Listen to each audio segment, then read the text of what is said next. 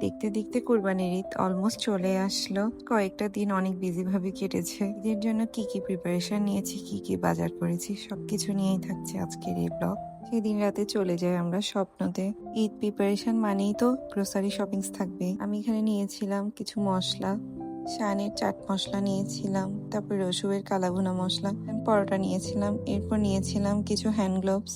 এই তো এগুলাই নিয়েছিলাম সেদিন। সব বাজার শেষ করে বাসায় চলে আসি। সেদিন রাতে আমরা প্ল্যান করেছিলাম ডিনারের জন্য চিকেন গ্রিল বানাবো। আমি প্রথমেই নান বানানোর জন্য একটা ডো ম্যারিনেট করে রেখেছি। কিছুক্ষণ পর দেখি এভাবে ফুলে উঠেছে। এর মধ্যে আমার ম্যারিনেট করা চিকেনটাও রেডি হয়ে গেছে। First time air fryer use করেছিলাম, তাই অল্প পরিমাণেই বানাই। আমি এখানে ম্যারিনেট করা চিকেন গুলা তেল ব্রাশ করার পর দিয়ে দিয়েছিলাম। তারপর এটা 200 ডিগ্রি সেলসিয়াসে 21 মিনিট নিজে নিজে সেট হয়। এদিকে আমি রুটি বানাতে চলে আসি। ডোটা ভালো মতো মথে নিয়ে এদিকে আমি অনেকগুলো নান বানিয়ে ফেলি।